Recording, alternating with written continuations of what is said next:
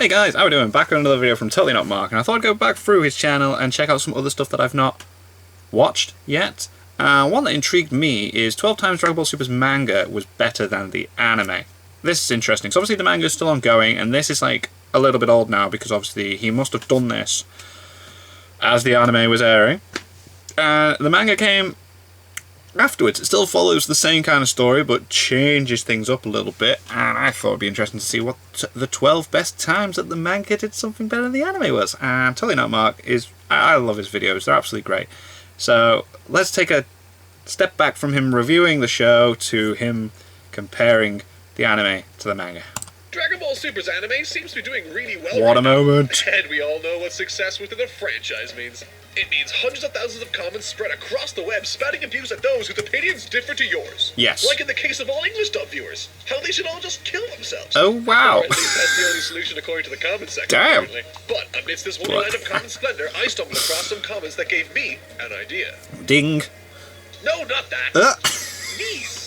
Admittedly, it's been a while since I've This is taken going to be a look at interesting. the manga, so I figured it might be fun to see where I thought the manga surpassed the I'm going to be honest, I've not read the manga like as the anime was airing. I've I've just been paying attention to the manga after the anime ended. Where I think Dragon Ball Super's manga was better than its anime. Alright. Or, in the immortal words of Slushdog47, where is part 2 of every difference in Dragon Ball Super's manga, you lazy piece of shit? Oh, Slushdog. Wow.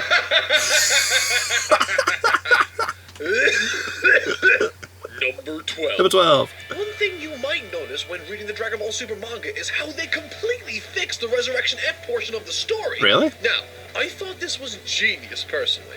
They achieved this by taking the existing portion of the Resurrection F story and proceeds to rip it out of the manga, throwing it into a fire. Yeah? That's right, it doesn't have Resurrection F at all. It skips it entirely and gets straight to the good stuff. Oh, whoa. Now, I can hear your angry fingers pounding away on those keyboards already. Actually, Toyotaro, the creator of Dragon Ball Super manga, made a limited release of the Resurrection F story for the movie.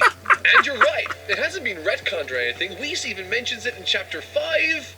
You know there's a but coming. But it's not part of the official collection. I know because I bought it. Turn down the Whis. Now, judging from the last time I brought this up, people seem to be really defensive about people ragging on Jiren the Grey as a character. Why? So I think the He's best way to lame deal with and this so subject uninteresting. is with as much sensitivity and grace as possible. Jiren the Cliché is a boring, lazy shell of a character that even after 20 plus episodes with him has still not established himself as anything other than another one of those forgettable, strong, serious, silent type antagonists to Goku. People can complain about Cauliflower all they want, but she at the very least has an established personality and character. Yes, she has something going In on. this video, Jiren has said a grand total of who fucking cares in the anime? Am I exceeding in doing that angry weeb thing yet? Jokes aside, in reality, the use of a character like this... So what do they do with Jiren in the manga then? Come on. The things he supposedly stands for. Action and experiences are what makes a character relatable. Yes. If all Vegeta's character had was people talking about all the awesome things he did, no one would care. It's through sharing those experiences with the character that we grow to love them or hate them. Frieza, Cell, Majin Buu, Beerus, Goku Black... These are all characters that were interesting. We see them do bad things. opened his mouth or killed those Namekians, you knew what you were dealing with, and you couldn't. Jiren's just like, I'm just gonna sit here and meditate, and you're meant to be intimidated. Make that same mistake.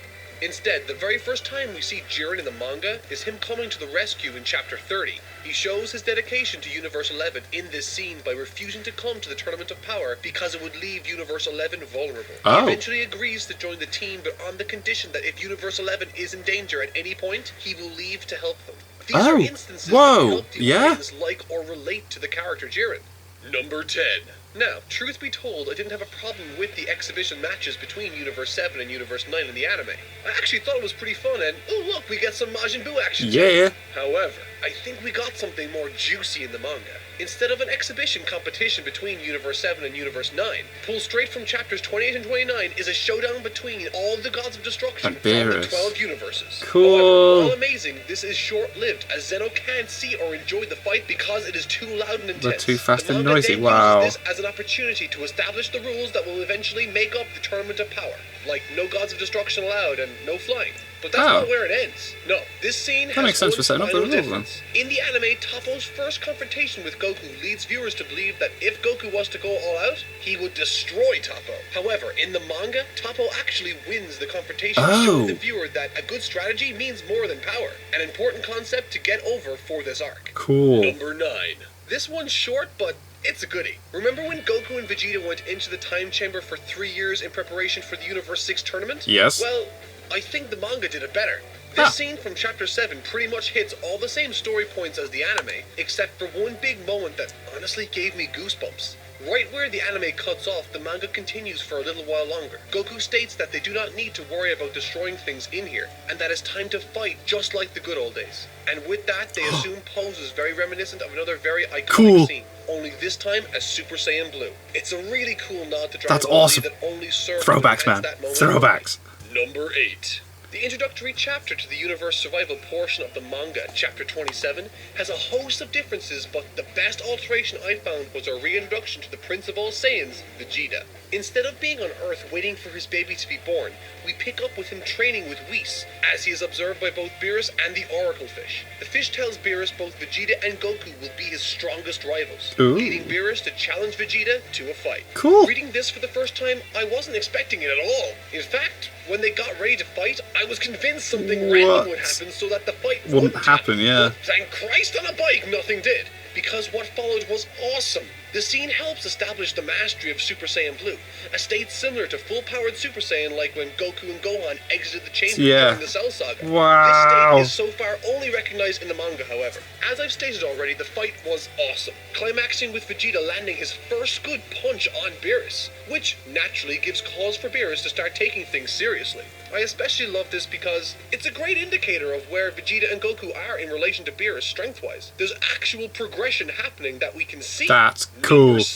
Dragon Ball Super's manga adaptation was very consistent with its use of Super Saiyan God. It's seen throughout the story's beginning as well as chapters 13 and 22. This, my friends, is called consistency. This is important as it demonstrates to us, the consumer, that Super Saiyan God, or the red-haired form, is just as viable an option as Super Saiyan or Super Saiyan Blue, which feature more prominently. Cool. Now, instead of consistency, the anime decided to adopt what I can only assume is the "oh crap, we haven't used this form in ages, better start using it now" approach. I assume this because the anime decided not to use it for 91 episodes! It was a very long time, wasn't it? In the anime, they only pulled it out for the first arc and the Tournament of Power arc. It was thought for It was cool to see it at the Tournament of Power. I was like, whoa, yeah, that form's a thing. And that the manga was doing its own weird thing. Turns out the anime was doing a weird thing.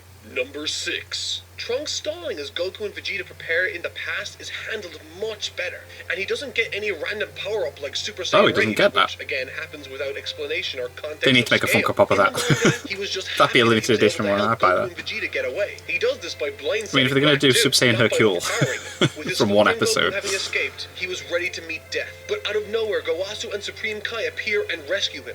This is much more cohesive storytelling. Instead of suddenly getting a monstrous undeserved power-up or trying to shoot Goku Black with a big bullet, they get transported to that timeline's world. Get a gun! No one's tried that yet. And Vegeta's return. And this, ladies and gentlemen, is what making sense looks like.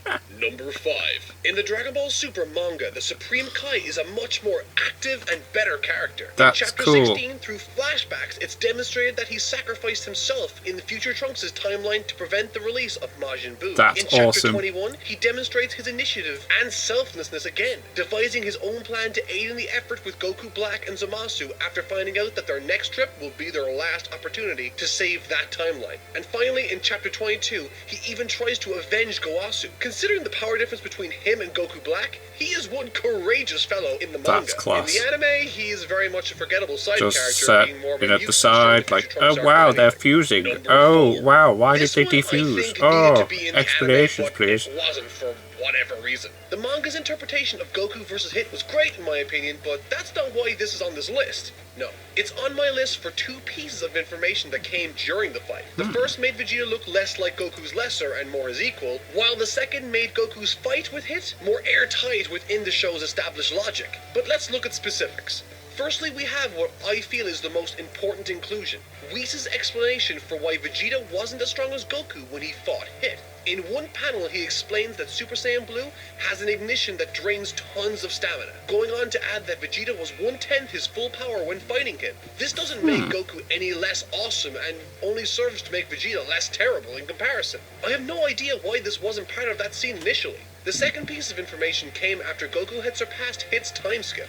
Whis again explains that because Goku is now at a higher level of power to Hit, the time skip is ineffective. The anime, on the other hand, just has Goku powering through time, which on its own makes no sense. I guess, yeah. Number 3. In Chapter 19, instead of having Goku go with Beerus and Whis to investigate and confront Zamasu like they did in the anime, the manga opts for Goku and Vegeta to book it to the future to battle Black instead, thinking that he, Black, was acting alone. What I love about this chapter is its covering of two stories taking place at the same time, with plots converging into one at the end. The two scenes in question are Beerus' confrontation of Zamasu, and the other being Vegeta and Goku's confrontation or battle with Oh, Black that's in the kind of... future. I like that In kind the of storytelling, present, and then Supreme when Kai you is given a both mission get the by realization of both before at the he same goes time, to it's like, Universe whoa. 10 looking for Zamasu. While this is happening, in the future, Vegeta begins his fight with Black as Goku watches. Back in the present, Beerus describes what he suspects Zamasu of being, to which Zamasu tries to defend himself. Supreme Kai, however, puts a damper on Zamasu's defenses, returning from his mission, revealing that he has gone to Zamasu's future to see what he was planning,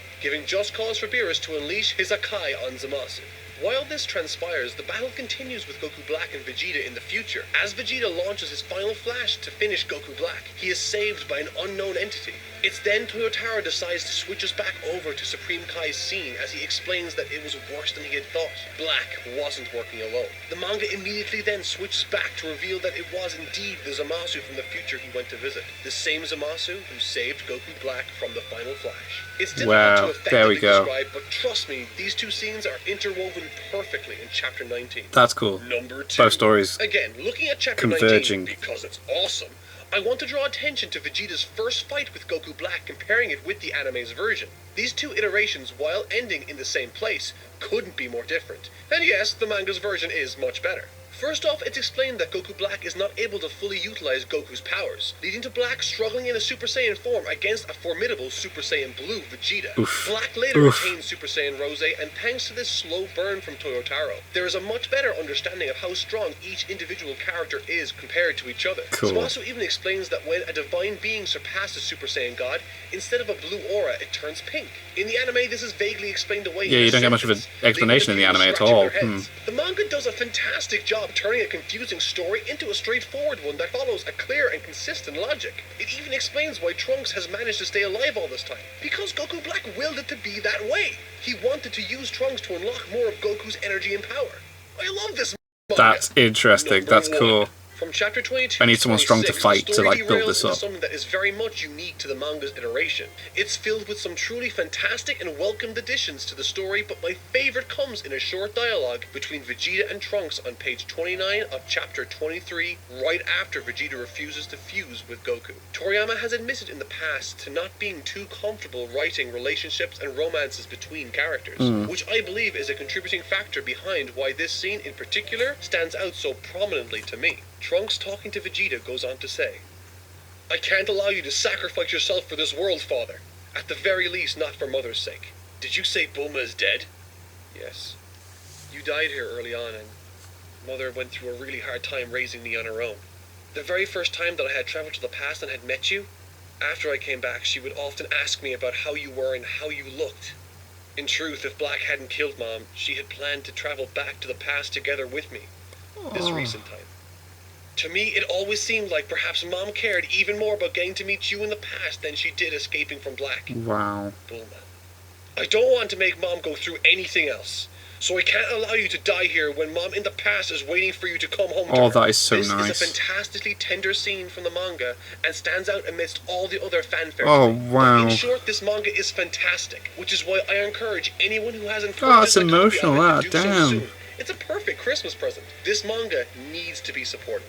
Thank you guys for watching this Wow, episode. If you guys would like to Trunks, see more man. episodes like this or I more can't Dragon Ball have Mom in the content, past please feel go free to through subscribe. something bad. As always, ratings and comments are very much appreciated, and I will see you guys next week. Thank you so much for watching. Oh, mate. There's some differences, yo.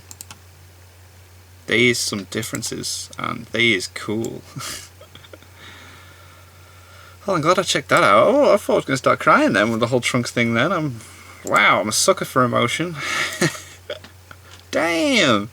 Some of those fights differences is cool as well. It's boss. That is boss. Cool.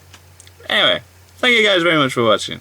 What did you guys think of that? What did you guys think of this? Click like, subscribe if you haven't already. Leave comments down below. Let me know what I should watch and discuss in future videos. And I'll see you guys. You saw you guys next time.